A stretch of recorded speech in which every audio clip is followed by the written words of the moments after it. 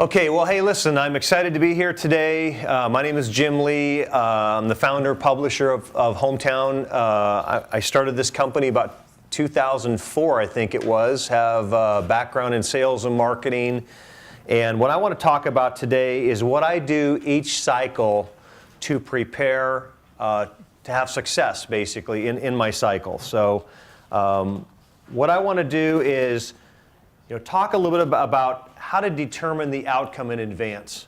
Really trying to get clarity, in my opinion, is one of the most important things you can do, is actually sit down and say, okay, where do I want to be? And what I want to do typically is I like to try to forecast my income. And if I wanted to say, like if I was going to start a marathon, I'd probably start training. Maybe I'd do 1 mile the first day, and then maybe 2 days later I'd do 1.5 miles or whatever, however you work up to do 26 miles in a marathon. Well, some APs come into a magazine and they're brand new. Maybe this is their first issue. Maybe you've been around for 2, 3, 4 years doing the magazine, and you're like, I'm stuck at a page count. How do I get beyond that? And so what I'm going to try to teach you some ideas today to just give you some principles that I've used in my life to kind of help keep me focused. And so one of the things I try to do is I try to set some goals and projections. And I'm not really a great goal setter. To me, this is what I do. I'm a list maker. I make a list of things I have to get done. And I find this: if you take a task that's on a list and you add a time frame, you now have a goal. Task with a time frame equals a goal. And so I oftentimes will sit down and I'll say, okay, I've got to make a call back on that dentist who was interested. I have to go establish a relationship at the Boys and Girls Club to put my magazines in there. I have to revise my media kit. I have to do all these little tasks. And then I kind of structure them from A priority to B priority to C priority. And that's the hardest thing for me, is to say, what is really urgent that needs to get done? And ultimately, usually if it has a dollar sign attached to it, I need to put that as a very high level, right? Obviously, in our business. And so here's a quote I like to read. It says, hitting a goal you've never set is like returning from a place you've never been. Okay, hitting a goal you've never set is like returning from a place you've never been. I do a zone of a 15,000 mailing zone. I actually have 3 magazines that are all 15,000. I know some people that might be listening to the video or in the room here today maybe do a zone of 20,000 or 30,000. Gosh, there's one gal that does 50,000 in Boise, Idaho. She does 2 zones of 50,000. Okay, that's pretty amazing. But what I try to do is I try to set a goal about forecasting my income. If I say, hey, I want to make $60,000 a year, just throw that dollar out. And if I had 2 magazines, a Cycle A magazine and a Cycle B magazine, and I wanted to make 60 grand a year, that means this magazine's got to make 30 grand, and this magazine's got to make 30 grand, right? And if I mail this magazine 4 times a year, and I want to make $30,000, how much money do I have to make each cycle to make 30 grand? Right? 7,500 bucks. Okay? Per magazine per cycle. Yeah, so there you go. So if I want to make $7,500 a cycle, all I have to simply do is take my cost of goods, add $7,500, and that's what I have to create a revenue stream for. Does that make sense? Mm-hmm. It's kind of simple math, but that's what I've always done. It says, hey, listen, if I want to make, you want to make maybe $5,000 an issue out of your magazine. Maybe you want to make $10,000 an issue out of your magazine. Okay? That's how I kind of forecast where I want to be. And so much of this comes down to page count. You're going to hear me just preach, if you want to make money in direct mail, grow your page count. The great thing about our business is that you've got a situation where your postage is the same. It costs the same amount of money to mail a 8-page magazine as it does a 24-page magazine. Okay, I did a 32-page magazine about a year ago, made about $21,000 net profit out of it. Okay, and my postage went up $300. I'm like, whoopee. Okay, that's kind of where I was at. So the point is you have a fixed cost pretty much with your postage, And then your graphic design cost will go up. If your designer has to build more pages, it goes up a little bit. I think my guy charges about $200 or something for each 4-page increment that it goes up. And then your printing is going to go up, but your printing goes up incrementally.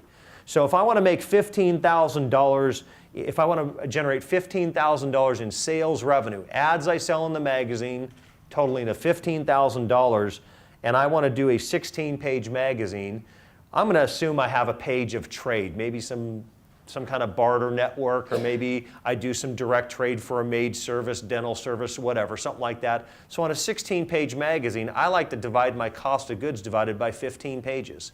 So if I want to make $15,000 in revenue on a 16-page book, but I don't count one of the pages, I have 15 pages divided by 15,000 in revenue. How much do I need to average per page?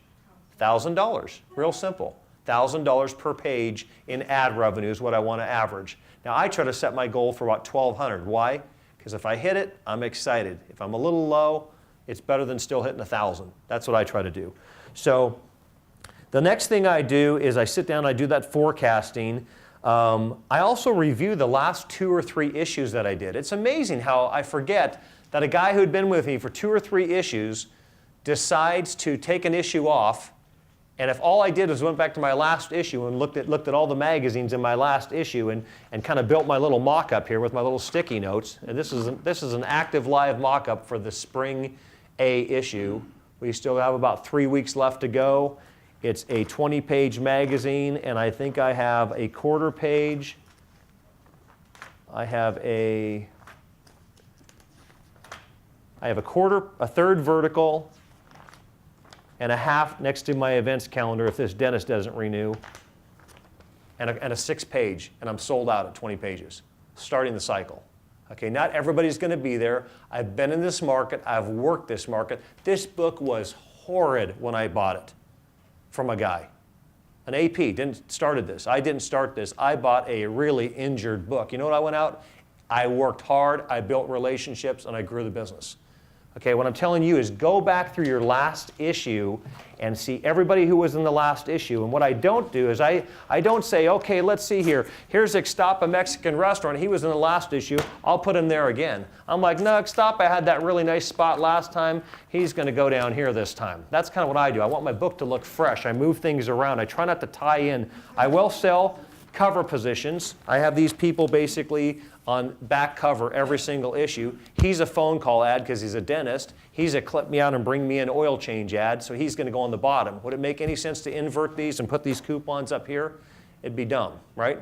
You want to have redeemable coupons at the bottom, and he's more of a phone call ad. Can you imagine walking into your dentist, just kind of walking in the door and saying, hi, I'm here, can you get me in right now? No, you call them up, say, hey, I got this coupon, I saw this ad, I'm new to the area, I need a dentist, blah, blah, blah. But don't only look at your last magazine, look at the next 2 or 3 before, because you go, oh, that's right, this guy skipped an issue, but he was in the last 2, and I got to put him back in. I've almost forgot people's ads, you know, because of that. So build a hit list. What I handed out to you guys with that thick piece of paper is a hit list.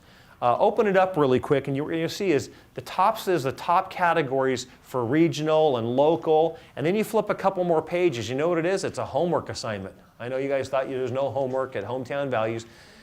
I will tell you, if you will spend the time and actually write down and go through that thing, you're going to find that it'll really help clarify. It says pizza, and you have to list the pizza places in your area. It says dry cleaning. You got to list those dry cleaners in your area. Then I look for known offenders. I look for people who are already buying direct mail advertising, and I basically would rather go talk to a warm body who already is buying Valpak and successful with it, and I just walk in and say, hi, lower price, format that keeps you around longer, local merchants. And that's kind of what I do. That's kind of the whole pitch. So I look for known offenders. If you keep trying to talk to the same teriyaki guy, no speaky English, and you keep trying to sell him a 6-page ad and he wants it for half price, move on. There is so much business out there. Do you understand the value that you're walking in the door with? I think that's maybe sometimes what makes me pretty good at what I do is I walk in and I kind of have this little attitude of, you're lucky I'm here. Okay? I'm not, well, you wouldn't be interested in maybe buying advertising in my little coupon magazine. And, you know, I'm like, hey dude, I'm here, I've got this little coupon magazine. It mails to 15,000 homes. Postage stamps are 49 cents, Ty. I can take this 3rd-page ad here, professionally design it, print it in full color, and mail it to someone's home for 3 cents. I just want that to resonate in his mind. Like, what did he just say? I said 3 cents, printed and mail. Everybody in Hometown Values piggybacks. It's like carpooling. Everybody piggybacks to share the postage and printing costs. Would this make sense for you? Bite your lip. I mean, there's maybe not that abrasive as a presentation, but that's kind of the gist of what I'm trying to get to. So then build a working mock-up. Get a magazine out. And I know I teach the sticky note principle, and some of you guys laugh at it, but the sticky note principle is awesome. Man, if this dude is right here, and I'm like, all of a sudden the guy says, I'll pay you big dollars to be there. Okay, this guy can go back here, and I pop him back here with my sticky note, right? But get a sticky note thing and start working these things so you can kind of understand how to set your magazine up. Really important you do a working mock-up. I use Post-it notes. I place all my restaurants and retail. So retail is anybody with a brick and mortar store. Clip me out and bring me in. That's basically a retail store is anybody you'd walk into and do business with, a dry cleaner, a hair salon, a dog groomer, those type of things is a retail store. Those go on my right-hand pages. I literally will take my magazine, and I want to make sure that my magazine is set up so when someone opens up the magazine, I've got restaurants on every right-hand page until I have no more restaurants. And I'm not going to put like 3 restaurants here, 3 restaurants here, and I only sold 6 restaurants, so there's no restaurants in the rest of the book. I'd rather try to do this philosophy, maybe restaurant, restaurant, restaurant, restaurant, restaurant, restaurant, up and bottom. And I try to sandwich some retail guys in between here. So who makes a really good left-hand page? Here's a good example. You got some stuff here, left-hand page, phone call ads. People you probably don't walk into a store. Now this is a granite store, sells high-end slab granite countertops. How many redemptions do you think he gets? Not many. How many redemptions do you think he needs to get to make his money work? Not many. Okay? Here's a guy who is a mattress store. So a good left-hand page are your guys that are home improvement guys. How many of you have an Allstate agent or AmFam agent in your book? Boring ads, we love them. They like to have their picture all over the place. They make great left-hand pages in our magazine. So build your working mock-up, work your layout, with your left-hand pages, right-hand pages. Another thing is try to keep some create a little bit of eye dance. What you don't want to see is third page, third page, third page, third page, third page, third page. You open up, I've seen some magazines like that, you kind of go, ugh, they're just kind of blah. And I'm telling you, the most profitable ad in Hometown Values to Sell is this little sucker right here called a 6-page ad. They're easy to sell, they're cheap, they add more value and content to your magazine. My goal is to get 8 in each issue. And in the perfect world, if I can get 8 of them, in the perfect world, it would look something like this. Third page restaurant, this is a grocery store, same type of thing. And then I put a couple little 6-page ads in here. And if you start adding up your revenue, and keep in mind I'm 15,000 home magazines, so I sell this for $450, $450, $300, $300. Do the math. What do we have? 800, or not 900, right? 450, 450 plus 600. $1,500 page revenue. That's nice. Let's say that's nice, okay? That's what you want to do. Page revenue over $1,500. Maybe with a cost of goods of $550. We like that, okay? So really important to try to do that. Here's another little unique thing. I got sick and tired of walking away $100 bills, all the mortgage people, insurance people. Oh, we don't do coupons. Our company does not allow us to do coupons. We blah, blah, blah, don't do coupons. And I'm like, well, guess what? You're an expert in your field, aren't you? We're going to call Ask the Expert.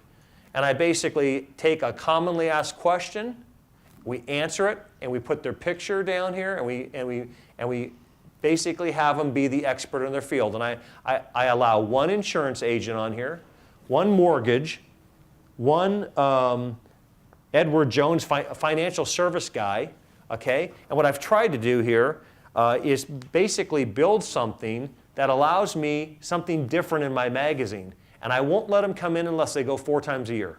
I say, look, this is not a, let me try this out, see if I get a bunch of phone calls. You're not going to get a lot of phone calls. How's that for selling?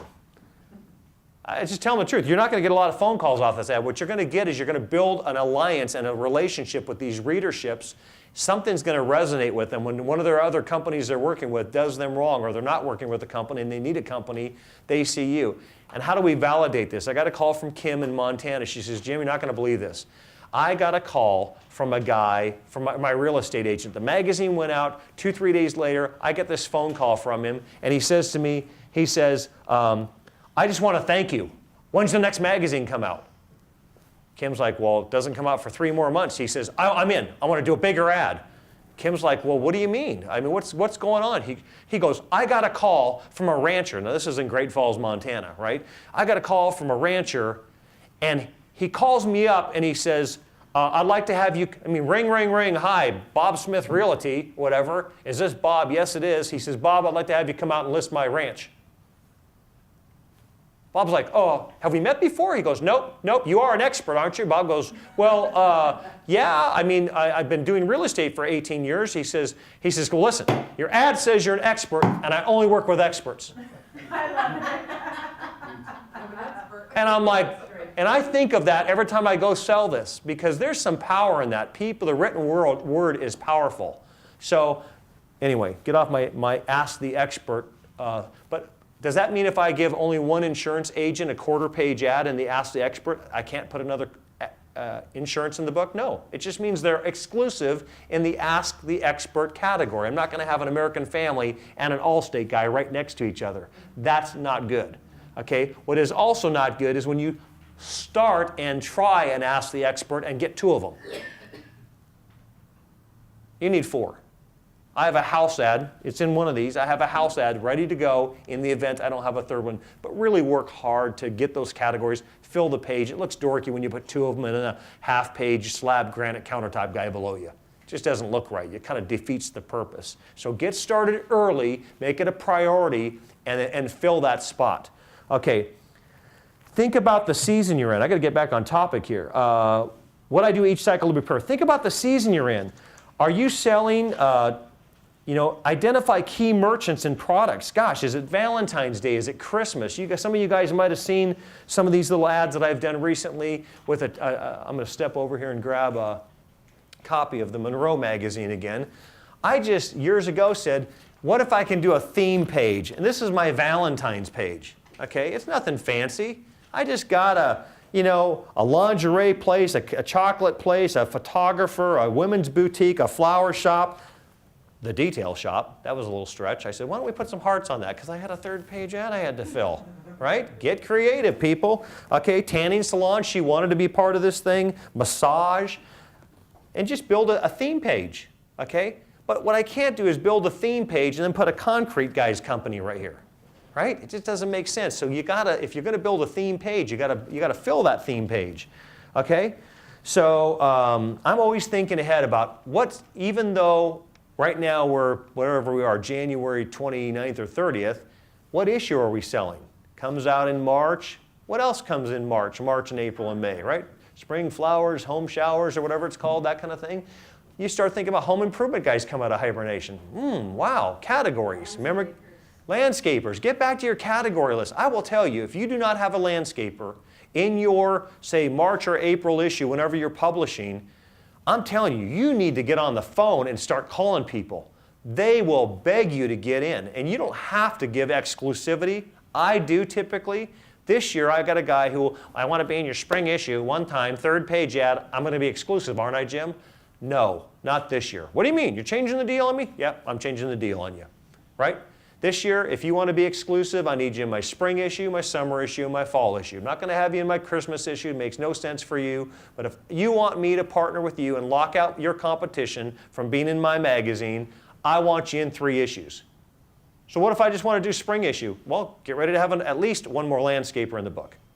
That's how I'm positioning this. You know what? I didn't ask him to not buy Valpak or any other advertising in spring, did I? You ever thought about that? Okay, here, I'll make you a deal. I'll be the only ad you run, and I'll let you be the only landscaper in my book. Oh, you can't limit my business. I need to do some road signs and stuff. Oh, no, not if you're going to be in Hometown Values. You see what I'm saying? Don't let the tail wag the dog here, okay? You say that to them? Yeah, I do, Jerry. Yeah, I do. Well, because I've run into that myself, and we'll leave it at that. Yeah. Well, landscapers are a dime a dozen, replace him, period. That's how it works. So start early on artwork. Oh, please start early on artwork. Pete's going to come later, talk about graphic design stuff. He hates me and he loves me. He says, nobody does more artwork than you. I hate you. Nobody turns it in early and as often as you. I love you. And so we have this love-hate relationship. I'm high volume, but he's also, I do it early and I do it often. And I keep, if you've been on the phone with me and text with me, I kind of harp on everybody. Get your artwork going, get your artwork going, get your artwork going. That's the key thing. You got to get your artwork moving, get it in early, get it in often, keep it coming in the cycle. Do you know I'm turning in brand new ad builds now and they're coming back in 24 hours, sometimes 48 hours? Because there's no volume flowing into Pete right now, and I can just kick it. So let's see, you should know where you're at every single day of your cycle. You should know your revenue. If someone called you up on a dead sleep and say, hey, approximately what's your sales revenue right now in Skagit? You can go, well, I'm probably around, this. I call people with a week to go in the cycle. I go, how's your book looking? How you doing? What's your revenue? I don't know. Wow. Really? I mean, I don't want to harp on you, but be a business owner, would you?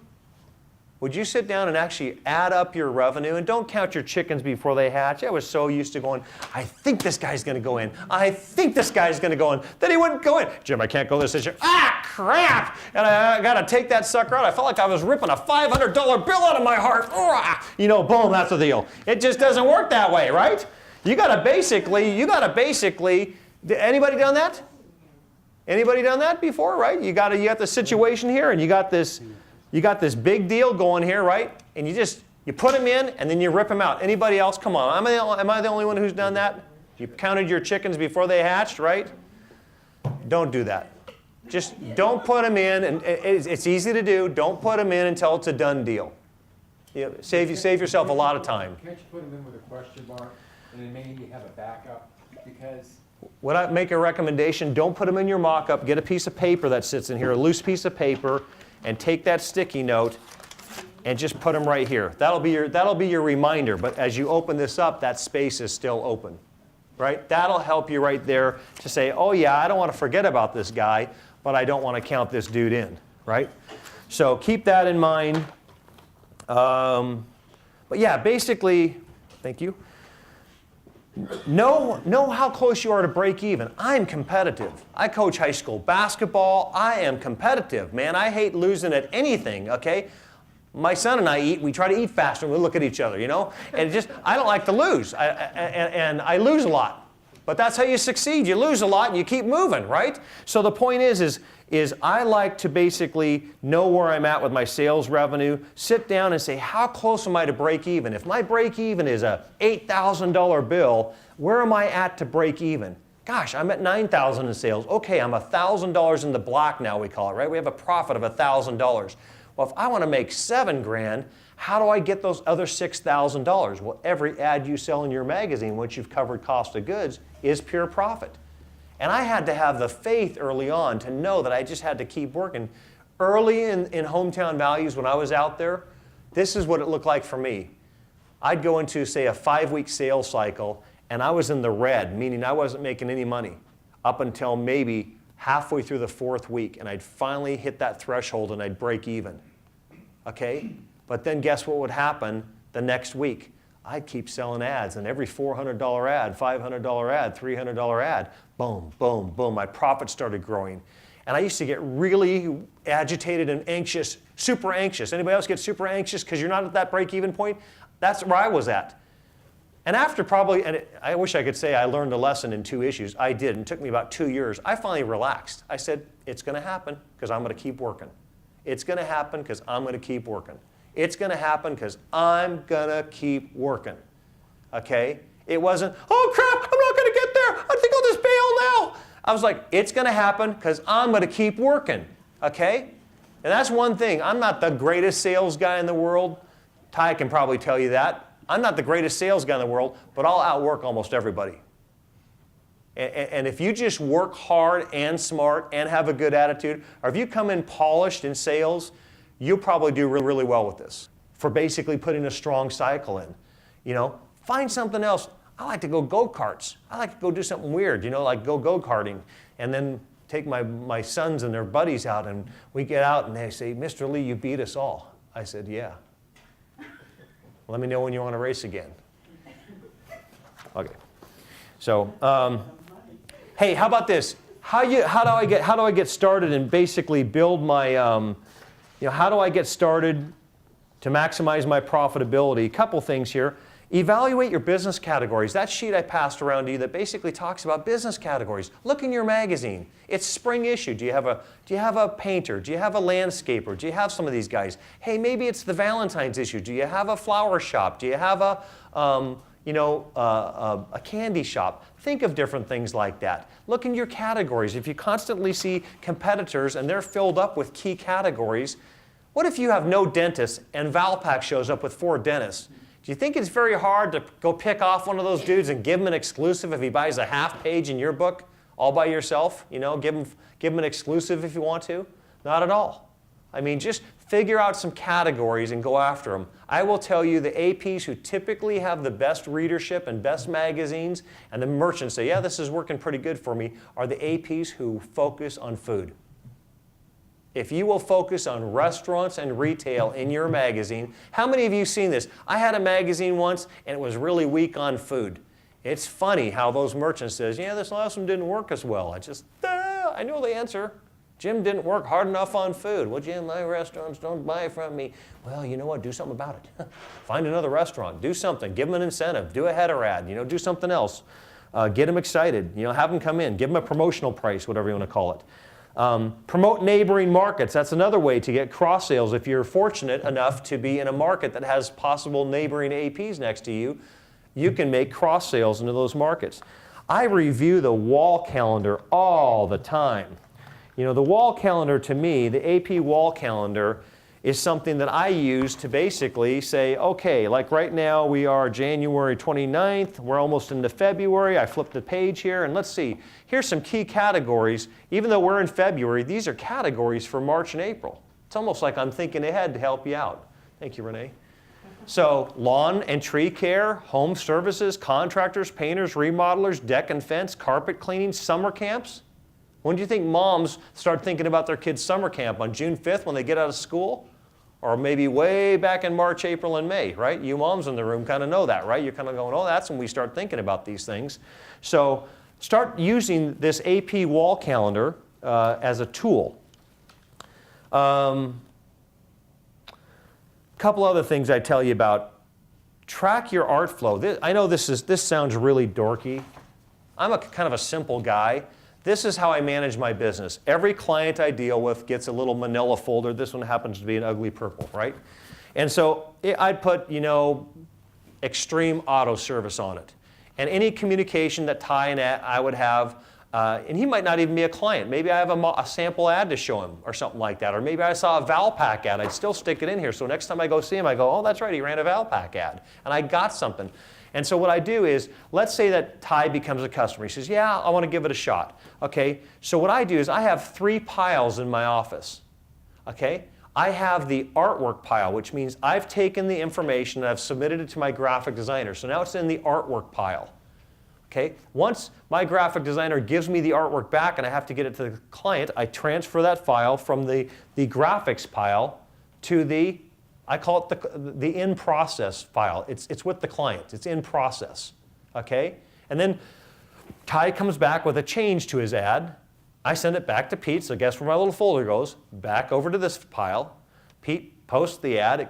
I send it to Ty. It goes back over this file. And Ty looks at the ad, the email, either face-to-face or via email, and he approves it. I print that out, I put it in here, and it goes to the sign-off pile. So I've got the graphics pile, the in-process, and the signed-off pile. That's how I manage. And at the beginning of the cycle, artwork pile is really big, with clients is really small, and there's nothing over here.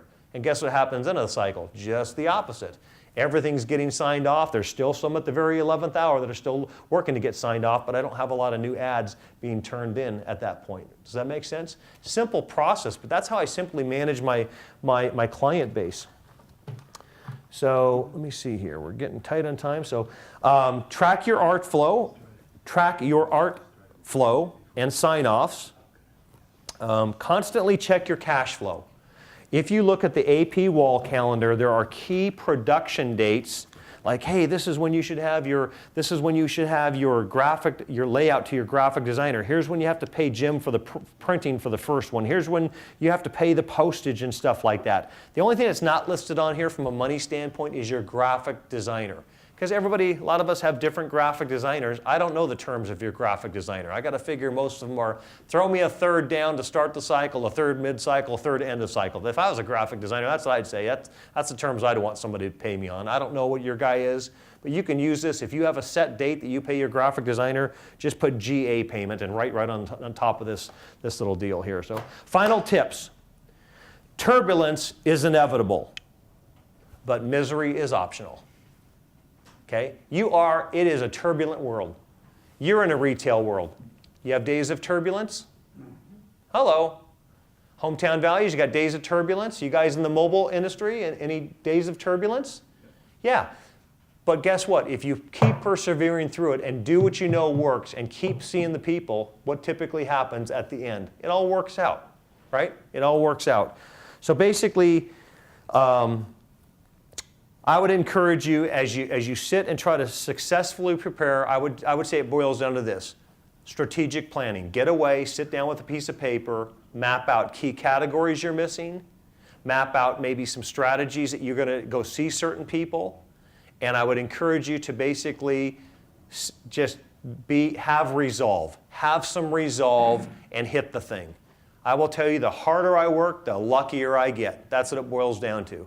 See the people, show the program, sell the products, stuff the pockets. Okay? That's it. Thank you very much.